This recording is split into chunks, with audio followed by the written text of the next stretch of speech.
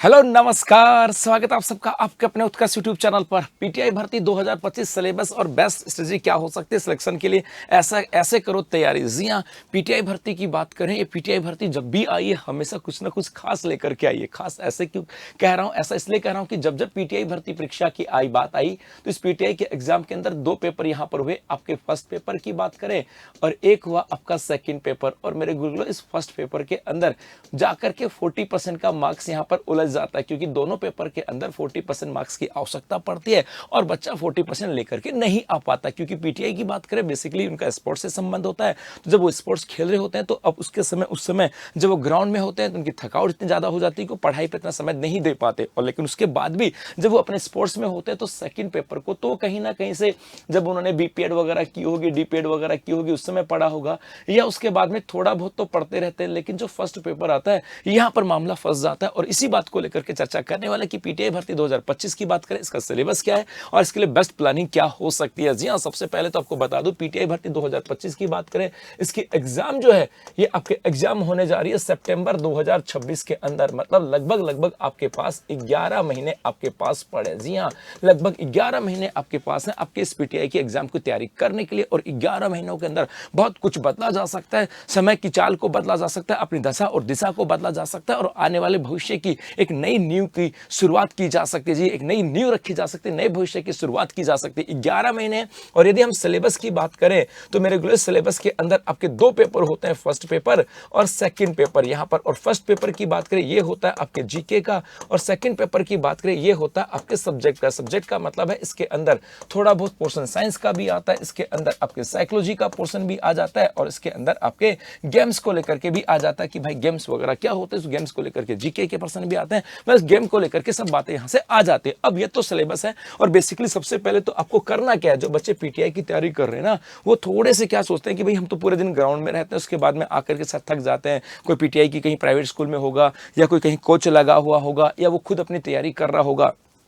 जी हाँ, वो खुद अपनी तैयारी कर रहा होगा। बेसिकली तैयारी इसलिए कर रहा होगा क्योंकि भाई वो कहीं ना कहीं स्टेट खेल रहा होगा, कोई नेशनल खेल रहा होगा, कोई ओपन की तैयारी कर रहा होगा, कुछ ना कुछ तो कर ही रहा होगा। और जब वो कुछ ना कुछ कर रहा होगा तो वो गेम के ऊपर पूरा फोकस होता है और कहीं ना कहीं थक जाता है। तो आपको सबसे पहले तो करना, आप अपने सिलेबस की प्रिंट निकालना और उसको अपने स्टडी टेबल के पास चिपकाना। जहां पर आप लोग सोते हो या फिर जहां पर बैठ करके आप पढ़ते हो, वहां पर आप अपने सिलेबस की कॉपी को चिपका लेना। सबसे बड़ी बात तो ये है, क्योंकि आपको पता होना चाहिए आपका सिलेबस क्या है, बार बार आपके माइंड में क्लिक होना चाहिए। दूसरा, आपको ये भी क्लिक होना चाहिए कि मेरे भाई दोनों पेपरों के अंदर, चाहे फर्स्ट पेपर हो चाहे सेकंड पेपर हो, दोनों पेपरों के अंदर 40% मार्क्स सेपरेटली लेकर के आने हैं। फर्स्ट पेपर के अंदर भी 40% लेकर के आने और सेकंड पेपर के अंदर भी 40% लेकर के आने। यदि ये नहीं लेकर के आए तो काउंट नहीं होंगे। और लास्ट जो भर्तियां हुई हैं, आप में से जो बच्चा लास्ट एग्जाम में बैठा होगा उनको अच्छे से पता होगा कि इस 40% की वैल्यू क्या है। ये मुझे बताने की आवश्यकता नहीं है, ये उनको एहसास, उनको अनुभव है। और जिनको एहसास है, जिनको अनुभव है, उस बात को लेकर के सीरियस भी होंगे और अपनी तैयारी भी कर रहे होंगे। और कई बार कहता है ना कि सीखना तो सीखना,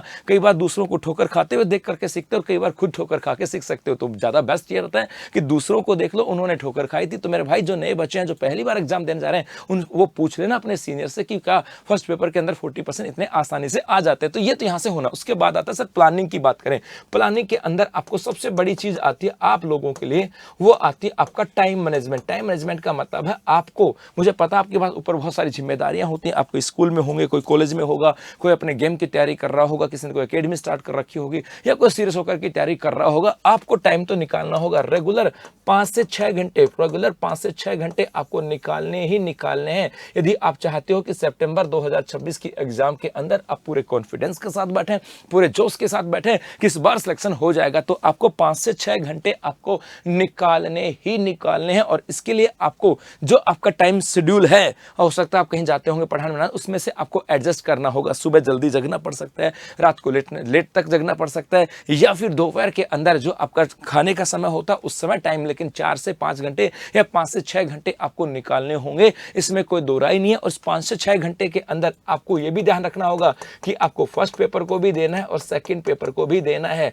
यदि 5 घंटे निकालते हो तो 2 घंटे फर्स्ट पेपर को और 3 घंटे सेकंड पेपर को। 6 घंटे निकालते हो तो 3 घंटे फर्स्ट पेपर और 3 घंटे सेकंड पेपर आपको देना ही होगा। ये यहां पर ये बाध्यता है आप लोगों के लिए। ये मेरे सलाह मान लो, ये मेरी बाध्यता मान लो, ये मेरी रिक्वेस्ट मान लो, आपको ऐसा करना ही होगा। और उसके बाद में एक आपको यहां से करना होगा आपका सब्जेक्ट मैनेजमेंट, क्योंकि यहां पर आप लोग जो तैयारी कर रहे हो सकता है भाई पहली बार मैथ पढ़ रहे होंगे, पहली बार साइंस पढ़ रहे होंगे, पहली बार इंग्लिश पढ़ रहे होंगे, मतलब फर्स्ट पेपर के अंदर जितना पोर्शन आता है आपके जीके का पोर्शन आता है, हिस्ट्री पॉलिटी करंट अफेयर्स, ये पोर्शन यहाँ पर आते हैं। जो सेकंड ग्रेड का जो फर्स्ट पेपर है एग्जैक्ट वो यहाँ पर आ जाता है ना।